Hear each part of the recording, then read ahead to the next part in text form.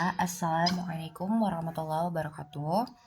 Alhamdulillah, wassalatu wassalamu ala rasulillah wa ala alihi wa sahbihi ajma'in, amma ba'du. Jazakumullah khairan. Alhamdulillah, hari ini insyaallah akan dilaksanakan parenting class yang kedua TK Al-Ikhlas Rabbani di bulan Agustus ini. Untuk judulnya yaitu semakin dekat semakin kuat, semakin dekat semakin kuat. Nah, sebelumnya jadi ini saya itu ambil dari beberapa sumber ya. Cuman ini awalannya dulu. Jadi kan ada ya sebuah syair yang masyhur gitu ya, orang Arab gitu. Sebentar saya cek dulu.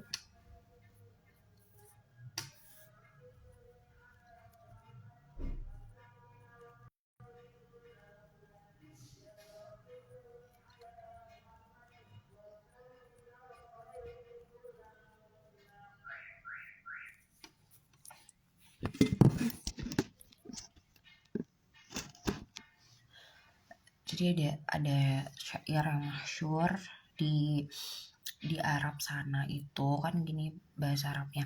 Al-ummu madrasatul ula. Ibu adalah sekolah pertama bagi anak-anaknya.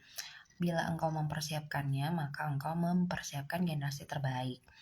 Nah, ibu ini kan memang sosok wanita tangguh ya. Alhamdulillah yang Allah kasih peran sebagai ibu. Kita itu kan wanita yang tangguh ya. Memang manusia yang tangguh gitu kan, dari sananya Allah kasih kekuatan yang super, yang lebih lah daripada laki-laki ya. Dan kita tuh tidak boleh menyepelekan peran kita sama sekali. Nah, anak kita merupakan anugerah dari Allah yang patut kita syukuri dan juga tanggung jawab yang wajib dipelihara. Setiap manusia termasuk seorang ibu kelak akan dimintai pertanggungjawabannya atas apa yang dipimpinnya. Sebagaimana dalam sebuah hadis, intinya Rasulullah Shallallahu Alaihi Wasallam bersabda, setiap engkau adalah pemimpin dan engkau akan dimintai pertanggungjawaban mengenai apa yang dipimpinnya. Seorang laki-laki menjadi pemimpin dalam keluarganya, ia akan dimintai pertanggungjawaban mengenai apa yang menjadi tanggung jawabnya. Begitupun seorang perempuan adalah pemimpin dalam rumah tangga, rumah suaminya, ia pun akan dimintai pertanggungjawaban mengenai apa yang menjadi tanggung jawabnya. Hadis riwayat Bukhari. Nah, jadi ada banyak hal sebetulnya kan ikhtiar yang bisa kita lakukan terkait dengan tumbuh kembang anak-anak kita. Nah, kalau untuk tulisan ini sebenarnya tulisan saya tapi saya baca cuman disederhanakan lagi. Nah, jadi saya itu akan menjelaskan 3 poin singkatnya gitu kan. Nah, poin yang pertama itu adalah kasih sayang. Tentu kasih sayang itu kan memang fitrahnya seorang ibu ya, pasti sangat menyayangi anaknya gitu. Nah, terus gimana sih bentuk kasih sayang itu seharusnya? Yang pertama tentu dengan mendoakan anak-anak kita sebagaimana doa nabi-nabi yang ada di Al-Quran, kayak misalkan doa Nabi Ibrahim yang Rabbi habli minas salihin, itu ada di Quran surah As-Saffat ayat 100. Itu doa yang paling mudah yang bisa kita panjatkan dimanapun. Rabbi habli minas salihin, ya Robku anugerahkanlah kepadaku seorang anak yang termasuk orang-orang yang saleh. Nah, doa pun kita berdoa pun itu sebenarnya kan kebiasaan para nabi ya, yang kita wajib tiru gitu kan. Juga ada ya istilahnya senjata seorang mukmin itu adalah berdoa. Nah, jadi saat kita berdoa adalah waktu yang khusyuk dan syahdu, yang mana kita bisa menyerahkan segala urusan kita kepada sang pengatur hidup kita, yaitu Allah. Nah, yang kedua, bersemangat dalam menuntut ilmu agama terutamanya. Terus kita perdalam ilmu akidah kita, keyakinan kita. Karena kan salah satu dari 3 hal yang menjadi syafaat untuk kita nanti itu di alam kubur adalah ilmu yang bermanfaat. Dan juga yang keduanya doa anak yang soleh ya. Ada hadisnya kan, jika seseorang meninggal dunia maka terputuslah amalannya kecuali 3 perkara, yaitu sedekah jariah, ilmu yang bermanfaat, dan doa anak yang salih. Hadis riwayat Muslim. Nah, terus juga singkatnya gini, sebenarnya kan memiliki anak itu bukan jadi hambatan ya kita sebagai ibu untuk belajar, karena ilmu ini bagaikan air bagi seorang musafir di padang pasir. Kita sangat membutuhkannya, apalagi di tengah ya zaman sekarang ya, kita tahu banyak fitnah-fitnah dunia yang Allah bukakan, terkhusus fitnah dunia yang menyerang anak-anak ya, nauzubillahi min zalik. Jadi kita tuh emang apa ya, kalau bisa dibilang harus ekstra gitu ya, ketat gitu untuk mengetahui ilmu strategis, ilmu yang bermanfaat terkait dengan anak-anak kita, mendidik anak-anak kita.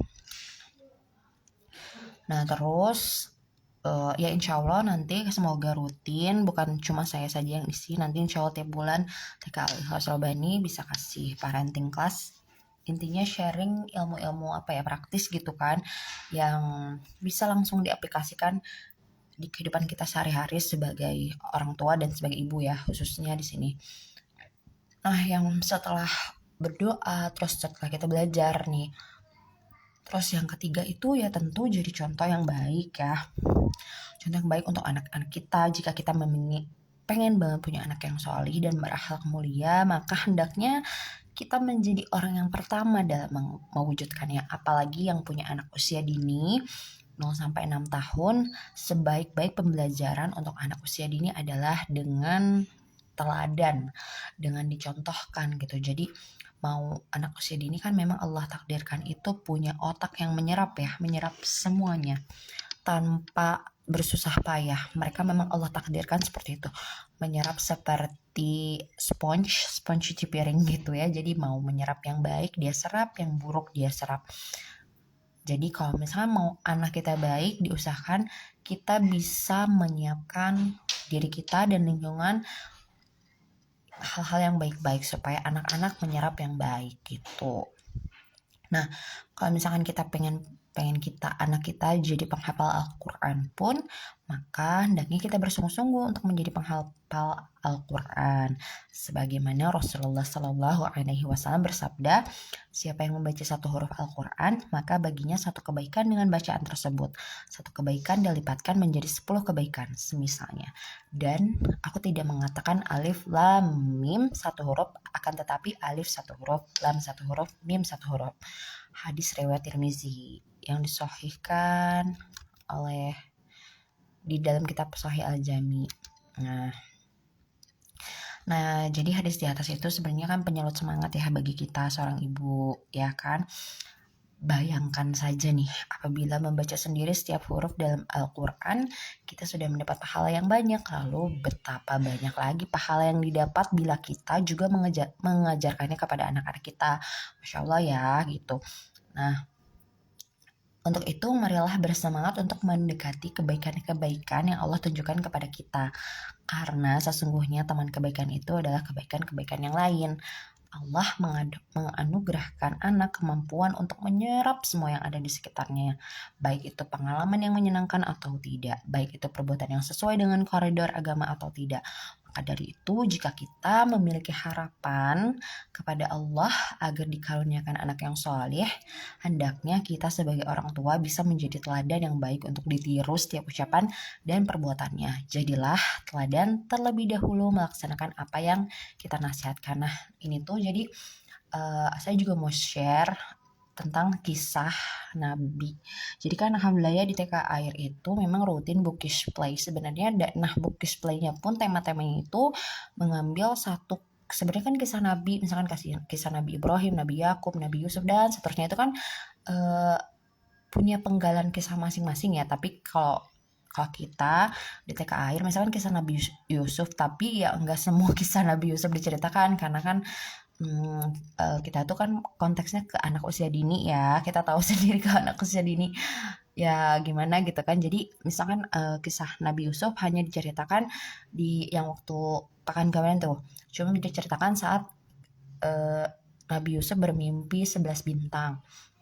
Nah berkaitan dengan tadi pembahasan tadi tentang kan anak usia dini itu menyerap yang baik, itu tuh emang Allah takdirkan menyerap yang baik, yang buruk ya itu emang takdir kayak gitu. Jadi emang gimana caranya biar kita tuh yang terbaik, melakukan yang terbaik untuk menjadi yang baik gitu. Nah jadi ada kisah salah satu nabi.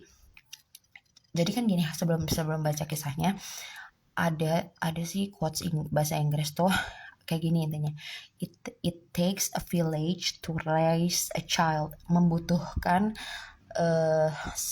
sebuah desa ibaratnya sebanyak orang-orang yang ada di situ ya, untuk mendidik anak. Jadi itu tuh apa ya, kalau yang saya pahami emang apalagi kita orang tua di zaman sekarang ya, kan kita nggak mungkin memang kita itu mengandalkan kita sendiri kan, maksudnya orang tua pasti kita anak pun pasti berinteraksi sama orang dewasa yang lain, misalkan kayak nenek, kakek, atau misalkan ada ART-nya atau guru gitu kan yang paling dekat. Nah ini ada kisah yang menarik dari apa ya, dari bagaimana dampak baik bagi seorang anak apabila berada di lingkungan yang baik. Ini adalah kisah dari sepenggal kisah ya, kisah dari Nabi Ismail alaihi salam. Sebentar, saya pakai buku ini.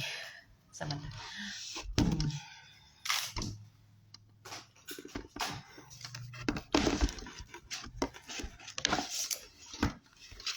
Nah, jadi di buku ini saya baca singkatnya aja ya. Ada kutip, ada subjudulnya Masa Kecil Nabi Ismail. Nah, jadi gini, sejak munculnya saya bacakan saja ya, bagaimana kisah singkat masa kecil Nabi Ismail. Sejak munculnya mata air Zam-Zam, Hajar dan Nabi Ismail alaihissalam menetap di dekat Ka'bah. Pada suatu hari, ada kabilah yang melewati tempat itu. Mereka ingin tinggal di sana karena melihat air yang banyak. Hajar pun mengizinkan mereka untuk minum dan tinggal di sana karenanya ya, poin yang perlu ditebalkan, karena kesantunan dan akhlak mereka yang baik gitu. Ini Hajar itu kan berarti ibunya Nabi Ismail. Ibunya Nabi Ismail ini apa ya?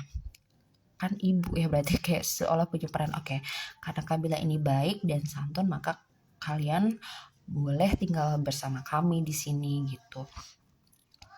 Nah, terus mereka itu berasal dari keturunan Jurhum. Nah, sejak saat itu mereka menetap di sana. Hajar beserta Nabi Ismail alaihi salam pun menetap bersama mereka hingga Nabi Ismail tumbuh dewasa. Nah, Nabi Ismail dan ibunya Hajar tinggal dengan kabilah Jurhum. Kabilah Jurhum sangat menyayangi dan memuliakan Nabi Ismail alaihi salam. Nabi Ismail alaihi salam pun mulai banyak belajar dari kabilah Jurhum. Nabi Ismail belajar bahasa Arab yang fasih dari keluarga Jurhum. Nabi Ismail alaihi salam juga mempelajari cara mengembala kambing dan unta. Nah, dari sepenggal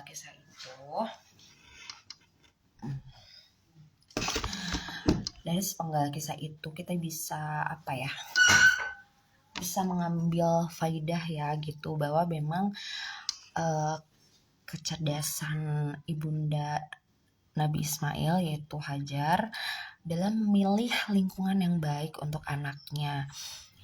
Jadi kan gak sembarang kabilah yang dia pilih untuk bisa tinggal bersama mereka. Siti Hajar ini memilih kabilah Jurhum karena kabilah Jurhum ini dinilai santun dan juga akhlak mereka baik. Ya, ini penting banget kalau kita itu ingin punya anak yang nanti tumbuh menjadi orang yang baik dan santun. Kita juga perlu menjadi orang yang santun serta baik.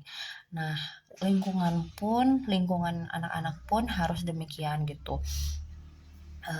Misalkan dalam memilih lingkungan, alhamdulillah ya kita kan ada di kultur Sunda. Nah, kultur Sunda itu kan memang identik dengan apa ya, ramahnya gitu ya. Kadang kalau kita nggak kenal pun orang Sunda kan suka senyum-senyum aja gitu kan. Sebenarnya ya bersyukur juga kita ada di di kultur Sunda ini, karena ya keramahan orang Sunda itu ya nomor satu lah ya gitu. Nah, terus juga selain Kabila Jurhum ini santun dan akhlaknya baik, mereka pun fasih bahasa Arab.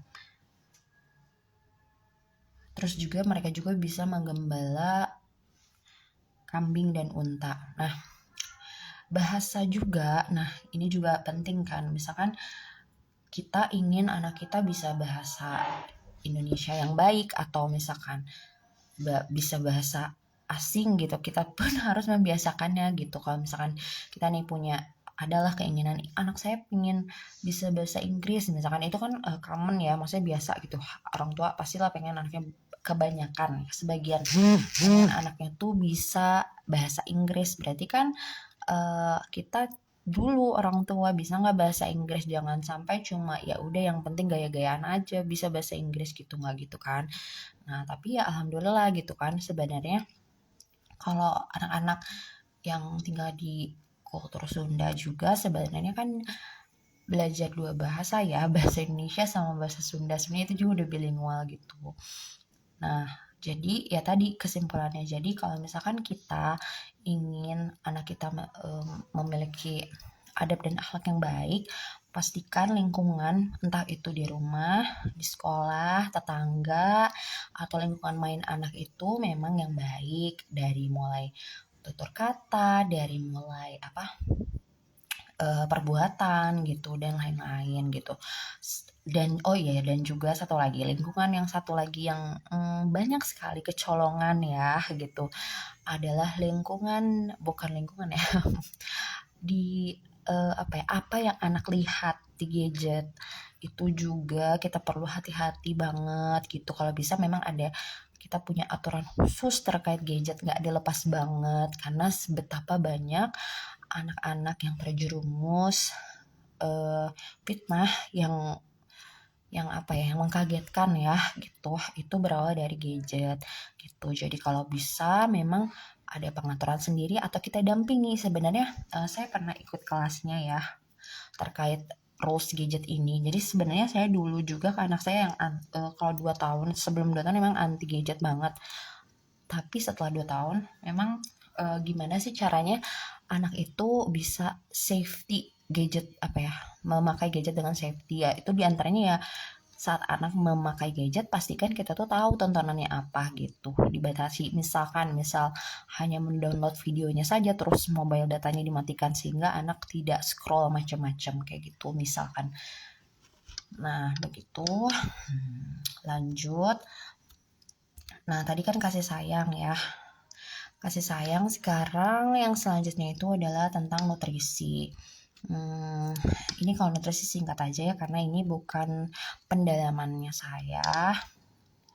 Nah kalau jadi intinya kalau misalkan kita sudah memberikan kasih sayang itu lebih ke psikologis anak ya gitu. Nah kalau nutrisi itu lebih ke sesuatu yang sifatnya terlihat gitu ya, fisik gitu, berkaitan dengan pertumbuhannya gitu.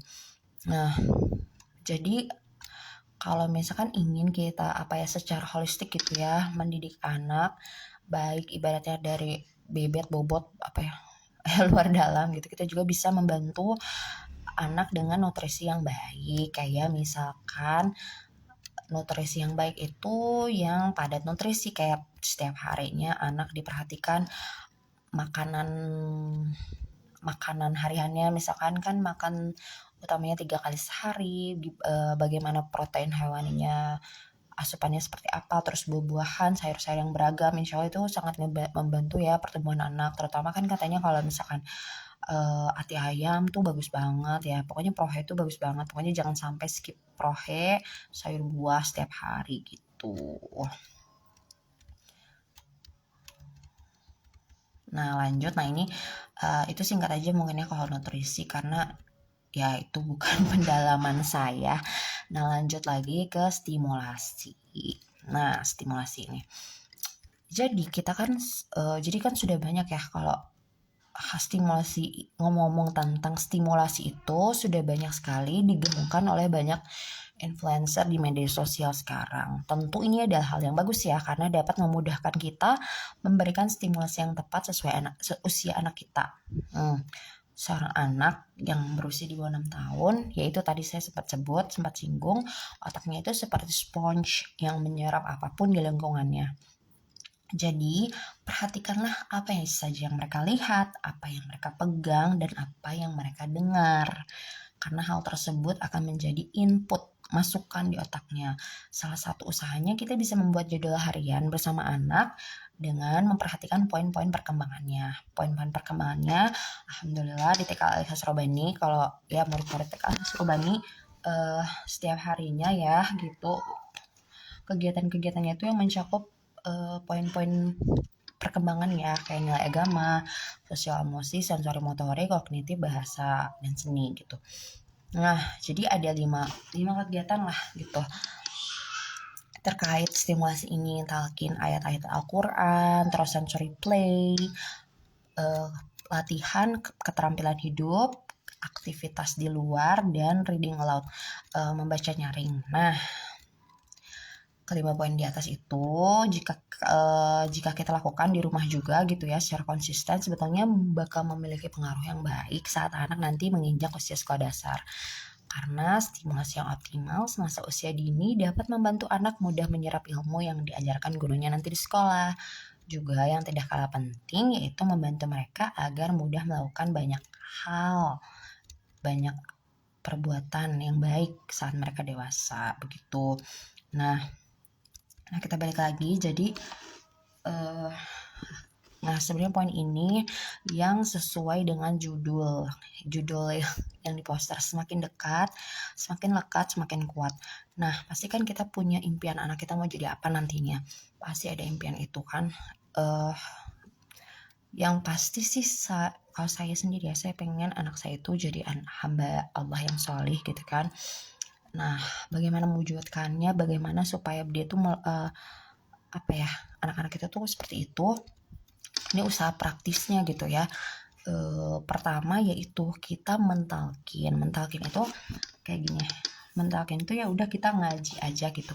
Kita ngaji di rumah atau misalkan di mobil atau di waktu khusus, misalkan maghrib, misalkan setelah sholat maghrib, karena kan biasanya kalau pagi siang itu cenderung ibu-ibu hektik kan, maksudnya urusan rumah, urusan dapur, sekolah dan lain-lain. Maghrib itu biasanya transisi dari sibuk ke mau istirahat kan malamnya. Nah, bisa saat maghrib kita itu ngaji aja, kita jadi gini, mungkin kita sebagian kita tuh nyangkanya kalau misalkan anak itu bakal menyerap, bakal ingat kalau dia itu lihat mata kita, terus kita tuh lagi misalkan kita ngaji ya, auzubillahi minasyaitonirrajim, misalkan anak kita tuh harus lihat kita dan harus ngikutin. Sebenarnya kalau kita di ruangan yang sama anak kita, even walaupun anak kita misalkan lagi pegang legonya, tapi kita talkin, itu tuh mereka tuh denger loh, dan itu nggak apa-apa banget gitu. Misalkan pas maghrib anak kitanya ngaji tapi anak kitanya lagi misalkan baca buku, misalkan atau jangan baca buku misalkan lagi main juga tapi di ruangan yang sama, dan kita percaya dan anak kita dengar, ya udah nggak apa-apa, kita tetap bacakan aja, baca sendiri gitu. Jadi tapi ya asalkan anak kita tuh dekat dengan kita gitu. Jadi saat kita mengaji, pastikan anak kita itu dekat dengan kita, supaya apa? Supaya telinganya, pendengarannya itu mendengar apa yang kita bacakan gitu. Misalkan kalau ya anak usia dini paling kan targetnya itu juz 30 ya. Jadi bisa sekali misalkan setiap hari Al-Fatihah dulu, terus sampai An-Naba di pelan-pelan, misalkan sehari satu surat, atau misalkan satu hari setengah juz.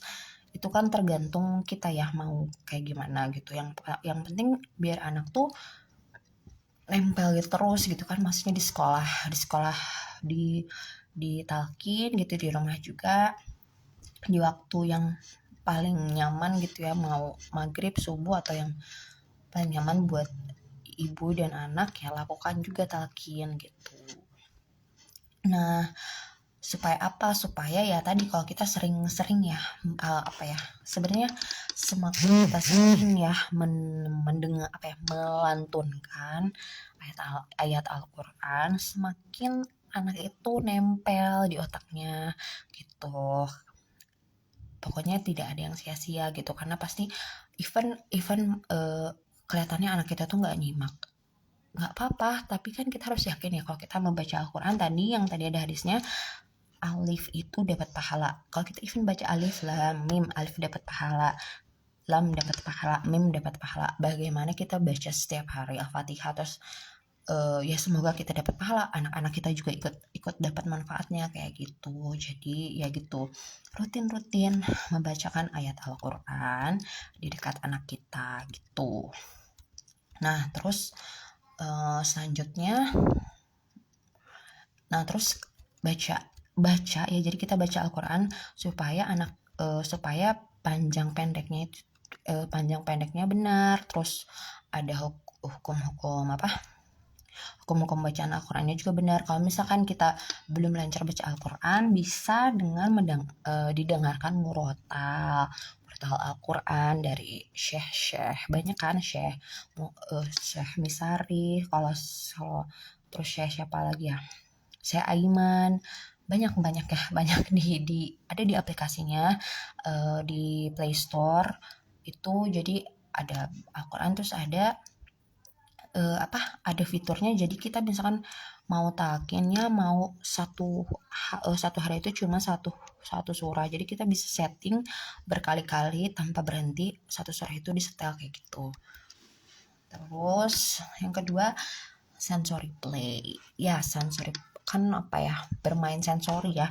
Sebenarnya bermain sensori itu, ini bermain sensori sama practical life ini, latihan practical life itu menurut ini tuh saling terkait sih sebenarnya. Kalau misalkan gini, kan kalau kita mikirnya sensory play itu bentar mana ya,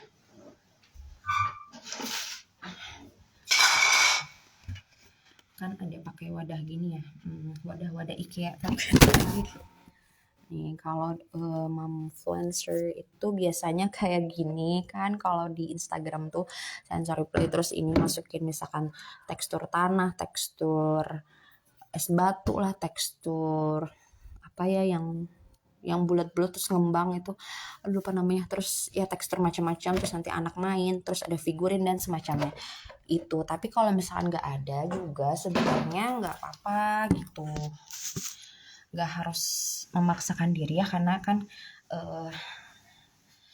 Allah juga kan tidak memaksakan kita ya di luar kehendak kita gitu. Kalau misalkan nggak harus kayak ibu-ibu di Instagram juga nggak apa-apa sensory play-nya, cukup libatkan anak di keterampilan hidup ya, di kegiatan kita sehari-hari. Tapi misalkan sebenarnya kalau kata dosen saya tuh sebenarnya yang paling gampang sensory play itu, yang paling gampang dan paling banyak di rumah itu ada di dapur gitu ibu-ibu. Jikapun anak kita laki-laki gak apa-apa sering aja ke dapur. Itu tuh paling mudah deh, maksudnya misalkan di dapur ya, cuci piring kan itu anak itu meremas sponge ya, sponge itu kan nanti dia pegang tuh, kalau semakin ditekan dia tuh kan akan mengeluarkan busa kayak gitu, terus nanti dia main air, kalau misalnya cuci piring main air. Jadi keterampilan hidupnya dapat, terus sensor playnya juga dapat ya dari cuci piring aja. Nah terus misalkan kita tuh anaknya mau makan buah, misalkan buah yang lagi musim, misalkan buah jeruk, dia kupas sendiri ya, dia tekan, dia kupas buahnya, itu juga udah sensory play, dan itu juga sebenarnya bagian dari keterampilan hidup ya gitu. Terus misalkan ibu-ibu baru belanja nih, terus kan ada bumbu dapur kayak misalkan ketumbar, kayak misalnya ada putih, lada hitam, apalagi ya, pokoknya jahe kayak gitu kan, terus kita potong-potong nih, biarkan anak kita deketin nih aromanya. Coba ini misalkan jahe kan kerasa banget ya, aromanya strong gitu kan. Setelah kita potong, kita kasih ke anak, coba ini, ayo cium yuk, hirup, ini namanya jahe. Nah itu anak juga belajar gitu, belajar mengasosiasi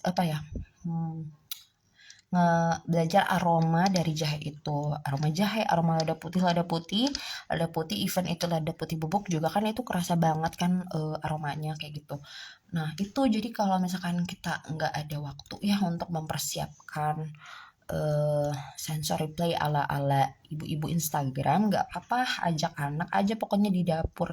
Di dapur itu gudangnya stimulasi, gudangnya apa ya, gudangnya sebenarnya gudangnya pengetahuan, gudangnya pengalaman untuk anak gitu. Karena kan ada aroma dapat dari bumbu-bumbu, terus tekstur, berbagai tekstur, entah itu kita saat kita lagi ngolah protein hewani, ngolah buah, ngolah sayur, terus warna-warni untuk visualnya juga dapat kan, karena kan ya gitu setiap bahannya itu kan punya warna tersendiri. Sayur warnanya dominan hijau, ada misalkan ada tomat, ada warna merah kan, macam-macam gitu. Jadi ya gitu sih, singkatnya gitu. Sering-sering ajak anak di dapur. Tapi gini, tapi kalau misalkan kita merasa overwhelmed atau riweuh gitu ya berarti buat rules aja gitu. Kamu misalkan saat kita masak ya udah kamu cuma boleh cuci bahan aja, tapi tidak ikut terlibat misalkan pas potong-potong, karena kan butuh konsentrasi juga ya waktu potong-potong bahan gitu. Atau misalkan kalau pas lagi masak kamu boleh kok masak, tapi cuma pas masukin bahan ke wajan doang sama oseng-oseng, sisanya sama ibu atau mama gitu. Nah lanjut terus ya tadi ya pokoknya intinya kesimpulannya yang tadi 1, 2, 3 itu talkin ayat Al-Quran itu rutin ya, karena talkin ayat Al-Quran rutin dari kitanya rutin. Dan 2, asalkan walaupun anak kita kelihatannya tidak menyimak gitu ya, tapi nggak apa-apa, yang penting satu ruangan sama kita saat kita membaca Al-Quran. Pastikan anak kita satu ruangan sama kita, supaya dia mendengar apa yang kita baca gitu. Even anak kita nggak kelihatannya nggak dengar kita, nggak apa-apa. Terus sensory play sama IPL ini intinya sering-sering ajak anak terlibat di dapur, aktivitas dapur apapun itu setiap hari gitu, sesanggup yang kita sanggupi ya gitu. Maksudnya kalau misalkan terus-terusan bikin kita stres, oke jangan, nanti malah jadi kitanya jadi marah-marah, itu juga jangan gitu kan. Pokoknya yang kita sanggupi saja. Nah yang selanjutnya itu aktivitas outdoor ya gitu. Kalau misalkan anak kompleks sih emang tricky ya Kak aktivitas outdoor, karena apalagi kan maksudnya sebenarnya triknya tuh karena keamanan gitu kan. Aktivitas outdoor itu ya gak apa-apa gitu, asalkan kita percaya ada orang dewasa yang dekat anak kita gitu pas lagi di aktivitas luar itu, kalaupun saat kita nggak bisa menemani gitu. Nah aktivitas outdoor ini juga bagus terutama di jam-jam waktu ada sinar matahari kan gitu, untuk menyerap vitamin D. Nah lebih bagus lagi sebenarnya aktivitas outdoor ini anak itu menyentuh tekstur-tekstur alam kayak rumput, pasir, tanah kayak gitu, itu juga bagus.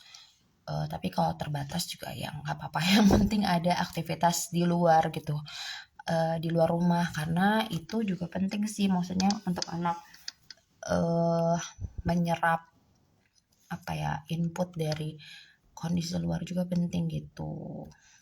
Nah yang terakhir ini reading aloud ini membaca nyaring ya. Sebenarnya ini tuh gini aja sih, kalau misalkan emang kitanya basicnya suka baca buku kan sebenarnya lebih mudah ya reading aloud. Tapi kalau misalkan kita basicnya nggak suka baca buku, misalkan waktu dulunya gitu, atau misalkan baru sekarang nih mau membiasakan baca buku gitu, ini saya tuh kutip dari lupa baca di mana ya, pokoknya saya lupa siapa yang merekomendasikan ya, cuman gini rumusnya, brush, book, bed. Jadi setelah menggosok gigi pas sebelum tidur malam. Jadi aktivitasnya tuh brush, book, bed, menggosok gigi, baca buku, baru tidur gitu. Jadi membaca buku bisa kita lakukan dirutinkan sebelum tidur. Tapi kalau misalkan di luar itu juga nggak apa-apa banget lah gitu. Apalagi kalau anaknya minta gitu. Kalau misalkan anaknya minta itu ya kalau bisa kita bacakan gitu, karena ya gitu maksudnya anak itu butuh input bahasa gitu kan, bahasa bahasa bisa dari buku itu gitu. Kadang kan sekarang banyak banget ya buku anak, dan buku anak itu ya masya Allah orang tuanya pun sebenarnya jadi belajar kan, karena dari ibaratnya buku-buku anak itu menyederhanakan suatu hal yang kompleks dengan kalimat yang sangat sederhana, dan itu beneran deh kayak bikin kita belajar gitu. Kayak misalkan saya gitu ya, saya juga sebenarnya banyak belajar dari buku-buku anak saya gitu. Kayak misalkan ada tuh buku apa ya, bentar-bentar ya, buku adalah satu buku anak saya gitu. Kenapa misalkan macam-macam hewan nokturnal gitu kan, itu anak saya memang lagi suka tentang binatang gitu ya, hewan nokturnal gitu. Oh ternyata hewan nokturnal tuh ada macam-macam, dan saya juga baru tahu kalau misalkan kucing itu termasuk hewan nokturnal gitu. Nah terus kan setelah baca buku gitu kan, apalagi buku-buku temanya tuh yang relate sama kehidupan anak gitu sehari-hari, itu kan sebenarnya nampol banget gitu. Kita tuh bisa banget ya, misalkan apalagi anak usia dini yang mungkin lagi di fase gak mau nurut kata orang tua gitu. Sebenarnya dengan buku itu bisa membantu loh gitu. Maksudnya gimana, misalkan misalkan gak mau gosok gigi ya, gak mau gosok gigi, singkatnya misalkan gak mau gosok gigi. Nah sebenarnya kan ada buku kan tentang anjuran gosok gigi gitu kan. Ya udah gitu kan, kita tinggal reminder aja, ya nggak apa-apa kamu gak mau gosok gigi, tapi kan kalau konsekuensi kamu tidak gosok gigi malam ini, berarti nanti kuman-kuman yang ada di gigi kamu itu menginap. Kalau kuman-kuman menginap nanti bisa jadi plak di gigi, nanti plak di gigi nanti jadi sakit gigi, ya kayak gitulah maksudnya. Ibaratnya membantah anak dengan dalil gitu ya. Jadi nggak cuma kamu harus gosok gigi, tapi nggak dijelasin kenapa sih kamu harus gosok gigi gitu. Kayak gitu sih intinya. Jadi lanjut lagi. Nah gitu. Jadi intinya kalau kita ingin menanamkan apapun itu, tentu ya kebenaran dan kebaikan sesuai dengan koridor agama, tentunya yang perlu di take notes itu adalah bagaimana kita sendiri menyiapkan diri kita untuk menjadikan setiap kegiatan di kehidupan anak itu baik. Kalaupun qadarullah kan kita nggak tahu ya kan, gini, kita tuh nggak tahu kan, ibaratnya kita tuh udah menjaga anak gitu, udah menjaga anak, udah berusaha yang terbaik, tapi qadarullah misalkan ada aja ya kecolongannya. Nah itu tuh benar-benar nggak apa-apa, ibu-ibu itu tuh kita tuh diuji sebetulnya. Diujinya apa kan? Diujinya karena diujinya tuh bukan kita loh yang menjadikan anak baik, bukan kita juga yang menjadikan anak solih, tapi ya itu kita tuh tetap harus percaya yang menjadikan anak kita baik, yang menjadikan anak kita solih, yang menjadikan anak kita berakhlak mulia itu ya cuma Allah gitu kan. Kita harus yakin itu, tapi ya kita cuma berusaha sebaik mungkin gitu. Itu kan kayak kemarin ya, kayak pas Bukis Play itu yang kisah Nabi Yusuf itu kan sebenarnya kalau kita baca ya kisah Nabi Yusuf, ibaratnya kisah Nabi Yusuf itu kan masa kecilnya menyedihkan ya ibu-ibu. Ibaratnya Nabi Yusuf itu punya saudara kandung yang banyak ya, berapa ya jumlahnya. Terus sama saudara-saudara kandungnya itu dibuang ke sumur. Maksudnya waktu Nabi Yusuf kecil. Ya kalau zaman sekarang kayak gitu kan itu sebuah tindakan kriminal gitu ya. Ibaratnya apa sih kalau zaman sekarang gitu? Trauma ya, sebuah traumatic events lah ya gitu. Kejadian yang membuat trauma anak gitu. Tapi itu terjadilah di kisah Nabi, ada Nabi Yusuf yang masa kecilnya tuh nggak indah karena dibuang sama saudara kandungnya karena iri.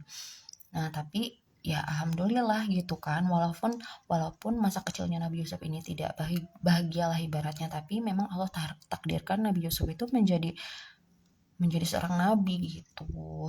Jadi kalaupun misal qadarullah ya ada, entah nanti anak kita diuji sesuatu di masa kecilnya, semoga kita tetap harus berkeyakinan kalau yang menjadikan anak kita baik, solih, bertakwa, beriman itu ya Allah gitu. Even ya pengalamannya itu ada gitu yang kecolongan yang buruk gitulah gitu, ya qadarullah aja gitu, itu ya ujian bagi kita gitu ya, ya kayak gitu. Ya intinya ya intinya kita banyak-banyak berdoa, banyak-banyak berdoa, perlindungan untuk anak-anak kita gitu kan ya, dari fitnah-fitnah dunia yang sekarang gitu ya. Gitulah, kita cuma bisa ikhtiar berdoa aja, berdoa terus ya, belajar terus gitu supaya bisa membedakan mana yang benar mana yang salah gitu, kayak gitu. Nah, karena sudah 16.50, mungkin tarik lagi ya kesimpulannya.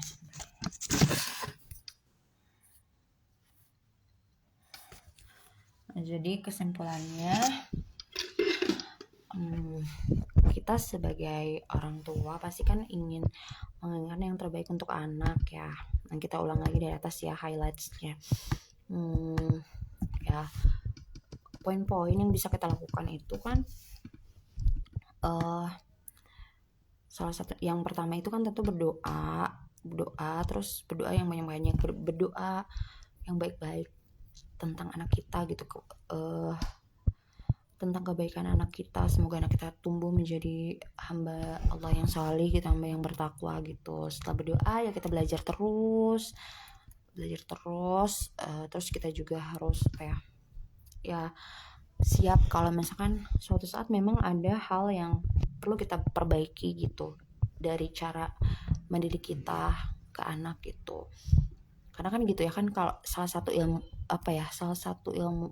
manfaat ilmu itu mengangkat kebodohan dalam diri kita gitu kan. Kadang kita merasa kita tuh udah melakukan yang terbaik gitu ya untuk anak kita, tapi mungkin emang ada missnya aja gitu, ada miss yang ada kurangnya gitu, dan itu tuh Allah ingatkan kita bisa melalui perantara suami kita atau perantara mungkin apa yang kita baca atau apa yang kita lihat gitu kan, bisa kayak gitu. Terus yang ketiga, jadilah contoh yang baik untuk anak-anak kita. Nah, contohnya yang baik itu pengasuh utama tentu ya orang tua, terus juga dari lingkungan yang baik, seperti orang-orang yang sering berinteraksi sama anak ya, mau di mana, di rumah, di sekolah, di lingkungan tetangga kayak gitu. Kalau misalkan kita concern gitu. Terus mana lagi ya, oke, nah yang tadi ya udah gitu. Terus setelah itu ya praktisnya ya tadi, praktis yang bisa kita lakukan di rumah, di sekolah dikuatkan, karena semakin suatu hal itu dekat dengan anak, maka semakin lekat dengan anak dan akan semakin kuat menancap di anak gitu. Jadi kalau mau anak kita hafal Al-Quran, jadi tidak hanya di sekolah, di rumah juga dirutinkan dibacakan atau didengarkan Al-Quran gitu. Nah, baiklah, begitu dari saya. Alhamdulillah gitu ya, ada fitur Instagram Live ini. Jadi kalau misalkan ada yang tidak bisa sekarang, nanti bisa ditonton ulang gitu. Semoga bermanfaat. Dan kalau misalkan ada dari perkataan saya yang salah, entah itu saya salah mengutip hadis atau yang lainnya, bisa DM Instagram ini atau chat admin atau chat saya pribadi gitu. Baiklah, jazakumullah khairan. Alhamdulillah, semoga Allah mengampuni dosa-dosa saya, dan semoga ada manfaat yang bisa diambil dari parenting class hari ini. Oh ya, saya juga terima kasih. Alhamdulillah tadi juga sudah dilaksanakan screening tumbuh kembang dan juga evaluasi bulanan siswa bulan Juli. Jadi itu tuh kenapa ada evaluasi bulanan itu, sebetulnya jadi momen untuk guru kelompoknya masing-masing dan orang tua untuk tentang anak peserta didik gitu masing-masing gitu. Kenapa enggak tiap semester pasti ada kan gitu rapor. Nah, tapi ada bulanan juga, karena kan bulanan juga ibaratnya ada evaluasi bulan ini kan untuk apa, supaya kelihatan nih apakah anak saya ada progres atau enggak, atau misalkan apakah anak saya ada hal yang wah ternyata memang anak saya tuh masya Allah ya di sekolah gitu, atau misalkan ada hal yang memang oh ternyata ada missnya nih, ada kurangnya nih, oh oke deh diperbaiki di rumah, atau nanti sama-sama sama guru dicari solusinya bersama kayak gitu ya, saling ibaratnya apa ya, saling saling sharing gitu ya, guru di sekolah menyampaikan ya kayak gini ya, anak-anak kita di sekolah kayak gini hasilnya, dan ternyata ada feedback juga dari orang tua kayak gitu. Semoga ya, semoga apa ya, semoga saling saling ya berkolaborasi gitu kan antara sekolah dan orang tua kan.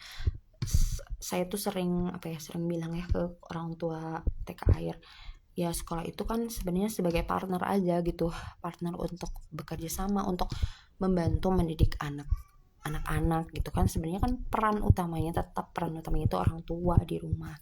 Sekolah itu partner partner aja gitu. Insya Allah siap membantu, ada apapun gitu, ada masalah atau apa, ada masalah atau ada hal yang mau diceritakan juga silakan gitu. Nah begitu, alhamdulillah ya sudah kesana kemari jadinya. Alhamdulillah, jazakumullah khairan. Subhanakallahumma wa bihamdika asyhadu an la ilaha illa anta astaghfiruka wa atubu ilaih. Wassalamualaikum warahmatullahi wabarakatuh.